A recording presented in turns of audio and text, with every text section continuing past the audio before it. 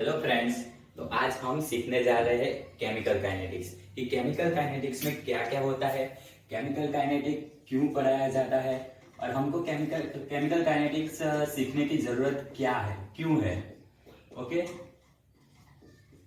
तो फर्स्टली हमको ये दो वर्ड दिखाई दे रहे होंगे, आप सबको दिखाई दे रहे हैं कि chemical and kinetics. So firstly we know that what is chemical. chemical KOH, H2SO4. Okay, you all know that KOH, H2SO4 here are the chemicals. Okay, and now what is kinetics? So also you all know that kinetics means one of the type of energy.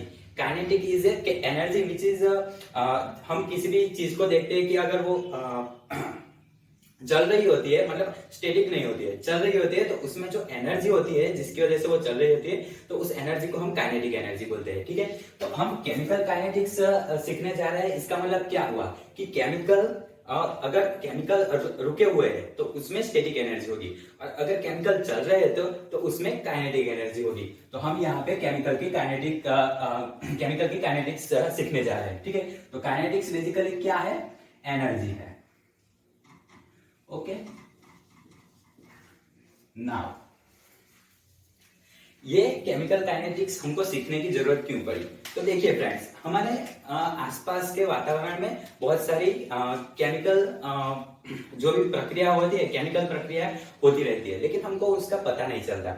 जैसे कि कभी कभी दूध फट जाता है, और फिर बिजली कड़कती है, तो बिजली क्यों कड़कती है, दूध क्यों फट जाता है, हम ये सब सवाल अपने आप से नहीं पूछते हैं। तो इसमें क्या होता है कि दूध जो होता है उसमें अंदर ही अंदर केमिकल की कुछ ना कुछ प्रक्रियाएं चलती रहती है, तो उसकी वजह से दूध फट जाता है, जो कि बहुत शॉर्ट टर्म ऑफ पीरियड में फट जाता है।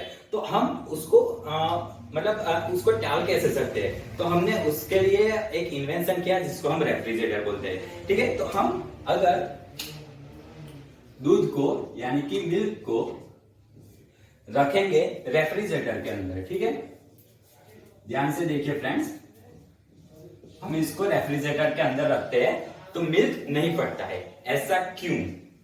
और बिजली जो है, बिजली कभी कभी ही कड़कती है, तो उस समय पे क्या क्या रिएक्शन होती है, तो वो सब हम केमिकल काइनेटिक्स के थ्रू जान सकते हैं। ठीक है, तो मैं आपको बताने जा रहा हूं कि कैसे हम इस केमिकल काइनेटिक्स में आगे बढ़ेंगे।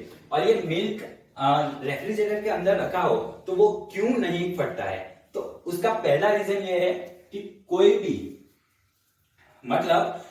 भी रिएक्शन होती है या फिर कोई भी केमिकल की रिएक्शन होती है, कोई भी रिएक्शन होती है, तो वो ज्यादा तापमान होने पर जल्दी से रिएक्ट करती है। ठीक है फ्रेंड, तो पहला मुद्दा ये है कि कोई भी रिएक्शन होती है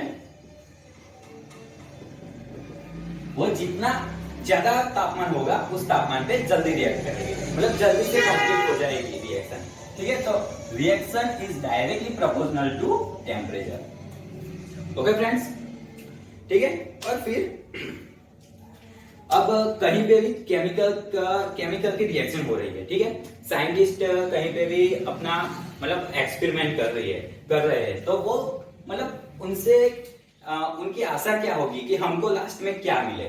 ठीक है, तो वो यही आशा रखेंगे ना कि उनकी केमिकल जो भी रिएक्शन है वो जल्दी कंप्लीट हो जाए। ठीक है, जल्दी कंप्लीट हो जाए, उनको प्रोडक्ट सही मिले।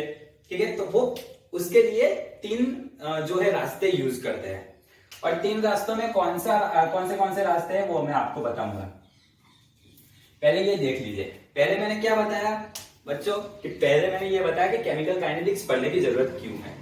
ठीक है, और केमिकल काइनेटिक्स हमारे आसपास के वातावरण में कहां देखा जाता है हमारे थ्रू, वो भी मैंने बोला। ठीक है, अब हम सीखेंगे कि हम केमिकल काइनेटिक्स के थ्रू क्या क्या पता लगा सकते हैं। ठीक है, हमको क्या क्या मिलेगा, जैसे कि हमारी कोई भी रिएक्शन हो रही है, हम लेबोरेटरी में कोई भी रिएक्शन कर रहे हैं, ठीक है, तो वो रिएक्शन कैसे कंप्लीट होगी, कहां पर जाएगी, हम उसमें क्या क्या लगा सकते हैं कि वो रिएक्शन जल्दी से खत्म हो जाए। ठीक है, तो उसमें पहला मुद्दा ये है कि हम थर्मोडायनेमिक्स के थ्रू पता लगा सकते हैं। ठीक है,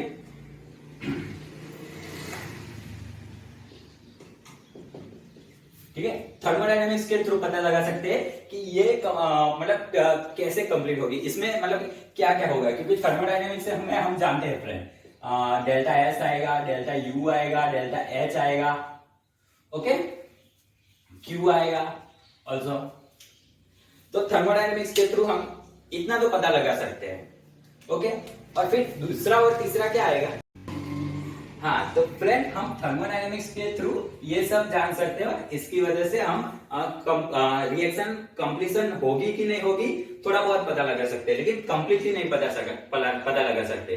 तो कंप्लीटली पता लगाने के लिए हम केमिकल काइनेटिक्स का यूज करेंगे, लेकिन ये मैं आपको क्यों बता रहा हूं, ताकि आपको पता लगे कि हमको केमिकल काइनेटिक्स सीखना क्यों जरूरी है।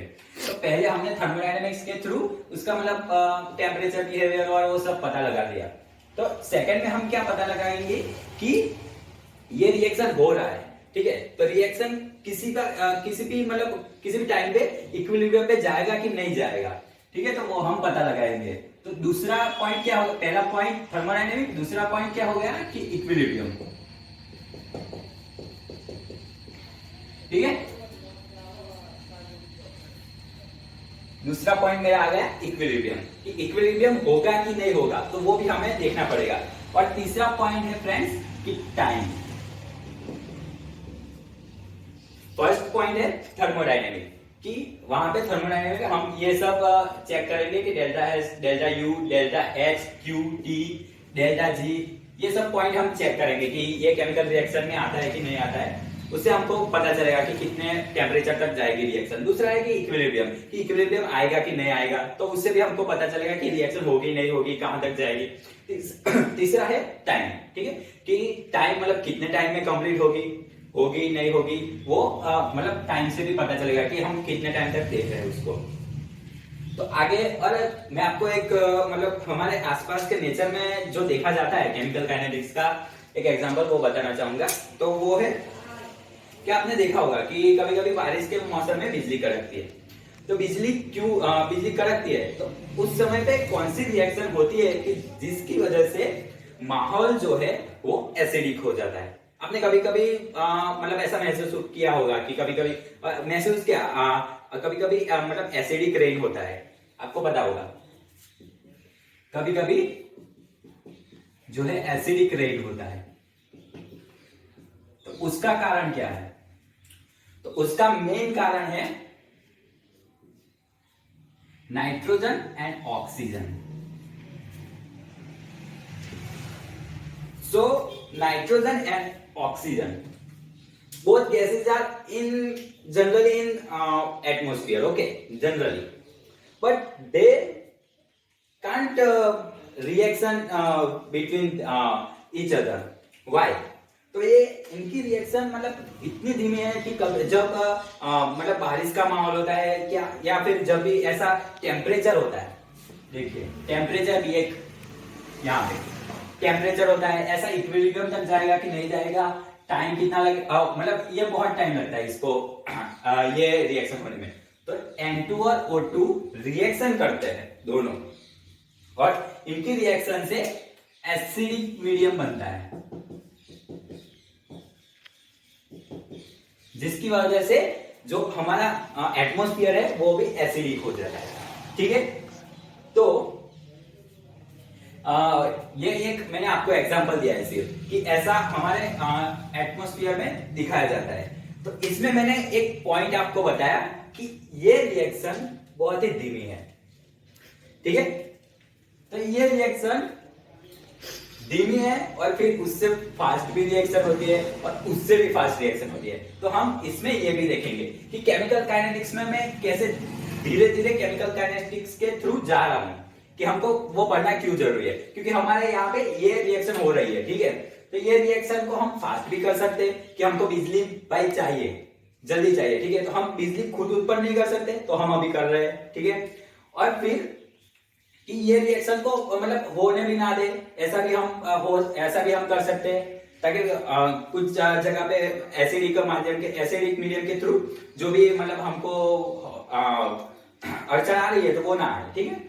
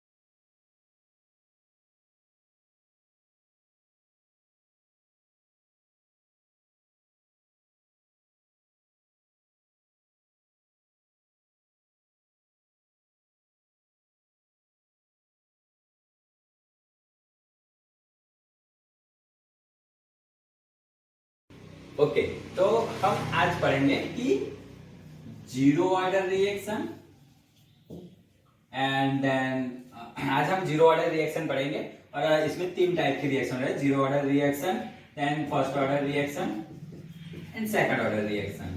ओके, जीरो ऑर्डर रिएक्शन में क्या होता है कि फर्स्ट ऑर्डर हम समझेंगे कि इसमें ऑर्डर क्या होता है। तो जीरो ऑर्डर रिएक्शन में हमको यहाँ पे समझिए कि हमको रेट लिखना है, तो हम कैसे लिखेंगे कि minus D R upon D T. Okay, तो ये रेट ऑफ रिएक्शन हो गया, ठीक है, एक टाइप से। तो उसके इज इक्वल्स टू क्या आएगा कि सॉरी उसके डायरेक्टली प्रोपोर्शनल में क्या आएगा कि मतलब ये यहाँ पे एक रिएक्शन हो रहा है कि A plus B gives product. Okay, तो यहाँ पे हमको यहाँ पे रेट ऑफ रिएक्शन ढूंढना है इसका, तो वो किसको डायरेक्टली प्रोपोर्शनल करेगा? ऑब्वियसली यहाँ पे जो A एंड B है, मतलब जो भी रिएक्टेंट है, ओके, उसके कॉन्सेंट्रेशन को, ठीक है, उसके कॉन्सेंट्रेशन को उसको मतलब डायरेक्टली प्रोपोर्शनल करेगा। तो यहाँ पे हम लिखेंगे कि डायरेक्टली प्रोपोर्शनल टू रिएक्टेंट का कॉन्सेंट्रेशन। ओके, कॉन्सेंट्रेशन को डायरेक्टली प्रोपोर्शनल करेगा। तो ये हमारे पास एक फॉर्मूला हो गया है। तो अब यहाँ पे हम डायरेक्टली प्रोपोर्शनल को निकालेंगे तो हमको एक कांस्टेंट रखना पड़ेगा। तो कांस्टेंट मैंने पहले ही डिनोट किया है कि रेट कांस्टेंट, ठीक है। तो minus D R upon D T is equals to K into concentration of reactant. Okay, तो हमारे पास ये एक इक्वेशन आ गया है। ओके, अब हम यहाँ पे जो dt मिला है हमको उसको यहाँ पे ले जाते हैं, ठीक है। तो हमको क्या मिलेगा यहाँ पे, minus D R is equals to K into reactant का concentration into D T. Okay, अब हम बोथ साइड पे इंटीग्रेशन करते हैं, ठीक है। तो यहाँ पे integration of D R is equals to K into R and integration of D T. मैंने ये के इंटू आर इसलिए बार निकाला है क्योंकि वो कांस्टेंट है, ठीक है। मतलब ये यहाँ पे बदलेगा तो सही, लेकिन हम यहाँ पे टाइम के लिए और ये मतलब रेट के लिए हम यहाँ पे इंटीग्रेशन लगा रहे हैं। तो हमको यहाँ पे इसका आंसर क्या मिलेगा कि यहाँ पे माइनस का are is equals to K into are और यहाँ पे हमको मिलेगा टी। ओके, तो हमारे पास ये इक्वेशन आ गया है फ्रेंड्स। तो हम यहाँ पे इससे आगे कैसे बढ़ेंगे, तो मैं यहाँ आपको बता रहा हूँ कि जीरो ऑर्डर का मतलब क्या होता है। तो जीरो ऑर्डर का मतलब यहाँ पे हमारे पास जो कॉन्सेंट्रेशन है रिएक्टेंट का, उसके रेश टू में आएगा जीरो। मतलब ये जो रिएक्शन हो रही है उसका ऑर्डर जीरो है, तो उसका कॉन्सेंट्रेशन के रेश टू में जीरो आएगा, ठीक है। तो ऑर्डर का मतलब ही ये होता है कि हम इससे कितनी तेज रिएक्शन होगी, कितनी स्लो रिएक्शन होगी, हम इससे पता लगा सकते हैं। तो यहाँ पे जो भी कॉन्सेंट्रेशन है रिएक्टेंट का, उसका ऑर्डर आएगा जीरो। तो हमको यहाँ पे इक्वेशन क्या मिला कि माइनस का R into K into 1 into T. तो अब यहाँ पे क्या होगा फ्रेंड्स कि R is equals to minus K into T. हमारे पास ये आ गया और यहाँ पे प्लस का सी डाल देते क्योंकि हमने दोनों साइड पे जो है कॉन्सेंट्रेशन मतलब जो भी इंटीग्रेशन लिया है इसके लिए, ठीक है। तो प्लस का सी डाल दिया, तो हमारे पास ये एक इक्वेशन हो गया। तो हम इसको अब सॉल्व कैसे करेंगे, ठीक है। तो हमको ये इक्वेशन मिल गया है, ठीक है। तो अब हमको यहाँ पे ये आर की वैल्यू निकालनी है। तो हम यहाँ अगर जीरो टाइम पे जुड़ेंगे तो हमको यहाँ पे मतलब जब रिएक्शन स्टार्ट नहीं हुई होगी मतलब जीरो टाइम पे रिएक्शन का रेट कितना होगा, तो रिएक्शन का मतलब रिएक्टेंट का कॉन्सेंट्रेशन कितना होगा, तो R0। ओके, तो हमको यहाँ पे R0 मिलेगा। तो T इज इक्वल्स टू 0 रखेंगे तो हमको यहाँ पे कौन सा फॉर्मूला मिलेगा कि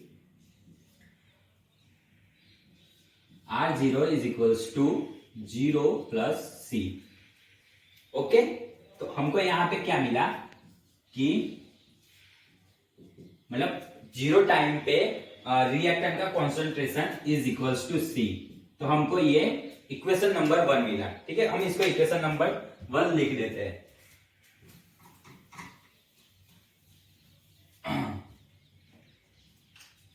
इक्वेशन नंबर 1 लिख देते हैं और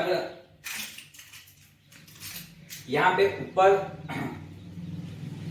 R0 is equal to C है और ये ऊपर वाला जो इक्वेशन है उसको हम इसको हम इक्वेशन नंबर 1 दे देते हैं और इसको इक्वेशन नंबर 2 दे देते हैं। इक्वेशन नंबर 1 और 2 के बेस पे हम क्या लिख सकते हैं कि R is equal to minus K into T plus C is equal to what, C is equal to R0।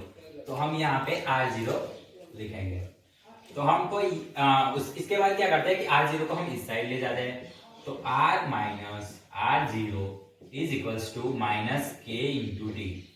Minus को हटाने के लिए हम करते हैं कि R0 minus R is equal to K into T. तो हमने यहां से इस स्टेप में क्या किया कि हमने ये माइनस यहां पे डाला तो ये माइनस हो गया और ये प्लस हो गया। तो हमको यहाँ पे ये मिला कि R0 minus R is equal to K into T. Okay, तो हम यहाँ पे टी मतलब T time is equal to क्या लिख सकते हैं कि R0 minus R upon K। तो ये इक्वेशन नंबर 3 लिख देते हैं इसको। तो इक्वेशन नंबर 3 हमारा 0 ऑर्डर का इक्वेशन हो गया फ्रेंड्स। ओके, तो 0 ऑर्डर का हमारा यहाँ पे फॉर्मूला मिल गया हमको कि T is equal to R0 minus R upon T. अब हमको ऐसा ढूंढना है कि ये 0 ऑर्डर रिएक्शन जो है वो हाफ कब खत्म होगी। तो हमको इसका हाफ रेट ऑफ पीरियड ढूंढना पड़ेगा। ठीक है, तो हाफ रेट ऑफ पीरियड मतलब T1 हाफ। तो T1 हाफ के टाइम पे क्या होगा फ्रेंड्स कि जो हमारा कॉन्सेंट्रेशन ऑफ रिएक्टेंट है वो आधा हो जाएगा। मतलब कि जो भी T0 के टाइम पे जो रिएक्टेंट का कॉन्सेंट्रेशन था मतलब R0 वो डिवाइड बाई 2 हो जाएगा। मतलब T is equal to 1 half होगा तब। ओके, तो T is equal to 1 half हम T को यहाँ पे 3 नंबर का जो भी इक्वेशन है वहां पे हम T is equal to T1 half लिख देते हैं। ठीक है, तो हमको यहाँ पे ऊपर क्या लिखना पड़ेगा, R0 तो वैसे का वैसा होगा। R इज इक्वल टू क्या होगा कि R0 डिवाइड बाई 2 और उस पूरे के बॉटम में आएगा K। ठीक है, तो T1 half is equal to क्या हो गया, ये 2 यहां पे जाएगा तो 2R0 minus R0 is equal to what, R0 और नीचे का बचा हुआ 2 जाएगा K के मल्टीप्लाई में 2K। तो हमको यहाँ पे हाफ रेट ऑफ पीरियड का भी इक्वेशन मिल गया है फ्रेंड्स। इक्वेशन नंबर 4 है half rate of period of 0 order is what, T1 half is equals to R0 divide by 2K। Okay, अब हमको यहाँ पे हमको पता है कि हम किसी भी ग्राफ की मदद से जल्दी से कोई भी जो है सॉल्यूशन ढूंढ सकते हैं। तो हमको अगर 0 ऑर्डर का ग्राफ देखना है तो हम कैसे बनाएंगे फ्रेंड्स। ठीक है, तो हमारे पास ये इक्वेशन है, इक्वेशन नंबर 1 है। ठीक है, इक्वेशन नंबर 1 से हम यहाँ पे ग्राफ बना सकते हैं। ठीक है, हम इसको इक्वेशन नंबर 1 को ऐसे देखते हैं कि y is equals to mx plus C. Okay, हम आपको बताएं कि y is equals to mx plus C. इसमें y क्या है, m क्या है, x क्या है और c तो कांस्टेंट ही है। ठीक है, तो हम यहाँ पे ये इक्वेशन और ये इक्वेशन दोनों को मतलब एक साथ में देखते हैं। तो मैं यहाँ पे इस इक्वेशन को लिख देता हूँ कि r is equals to minus k into T plus C. Okay, तो ये c का तो c हो गया। ठीक है, तो यहाँ पे y इज इक्वल्स टू क्या है, तो r है। तो ये y पे यहाँ पे r आएगा, इसका मतलब कि y एक्सिस पे, और x एक्सिस पे क्या आएगा, तो x एक्सिस पे आएगा टाइम यानी कि t। ओके, तो इन दोनों का जो भी मतलब जो भी यहाँ पे ये रिएक्टेंट का R जो है वो है रिएक्टेंट का कॉन्सेंट्रेशन है। ठीक है, तो टाइम के साथ रिएक्टेंट का कॉन्सेंट्रेशन क्या क्या होगा, वो डिक्रीज होता जाएगा। ठीक है, तो यहाँ पे जीरो टाइम पे ये फुल है, समझिए इस पॉइंट पे है, ठीक है, कॉन्सेंट्रेशन रिएक्टेंट का। तो वो टी जैसे जैसे बढ़ेगा वैसे वैसे घटता मतलब कम होता जाएगा, डिक्रीज होता जाएगा। तो यहाँ पे हमको ये स्ट्रेट लाइन मिलेगी डाउनवर्ड्स में, ठीक है। यहाँ पे ये कभी भी इस लाइन को टच नहीं करेगा, ठीक है, मतलब खत्म नहीं हो जाएगा, यहाँ पे रिएक्शन जो है आगे चलेगी। तो यहाँ तक का होगा। तो अब हम यहाँ से अगर ये स्लोप ढूंढते हैं, ठीक है, तो एम हमको क्या डिनोट करता है कि माइनस के, अब क्योंकि वो यहाँ पे ये डाउनवर्ड में है तो माइनस का के आएगा, ठीक है। तो हम यहाँ पे सिर्फ ये के देखते हैं, तो हमको यहाँ पे जो स्लोप मिलेगा वो स्लोप मिलेगा के। ओके, तो यहाँ पे हम इसके थ्रू ये इक्वेशन भी सॉल्व कर सकते हैं, ठीक है। अगर हम हमारे पास ये वैल्यू होगी, ये वैल्यू होगी, तो हमको के की वैल्यू मिल सकती है, ठीक है। आर की वैल्यू और टी की वैल्यू होगी तो के की वैल्यू मिल सकती है, ठीक है। तो हम ये ग्राफ के थ्रू भी देख सकते हैं, ठीक है फ्रेंड्स। तो हमने आज ये सीखा कि केमिकल काइनेटिक्स हमारे लिए क्यों जरूरी है, केमिकल काइनेटिक्स में क्या होता है। फिर हमने वहां पे थर्मोडायनेमिक के थ्रू सॉल्व कर सकते हैं रिएक्शन को, कैसे इक्विलिब्रियम से सॉल्व कर सकते हैं, ठीक है। और टाइम की क्या इंपॉर्टेंस है रिएक्शन में। फिर हमने यहाँ पे रेट कांस्टेंट देखा, ठीक है, रेट ऑफ रिएक्शन देखा। फिर रिएक्टेंट के कॉन्सेंट्रेशन से कैसे जीरो ऑर्डर हमने रिएक्शन देखा है, ठीक है। तो हमने ये केमिकल काइनेटिक्स में आज के लेक्चर में पढ़ा गाइस, ठीक है। Okay, thank you.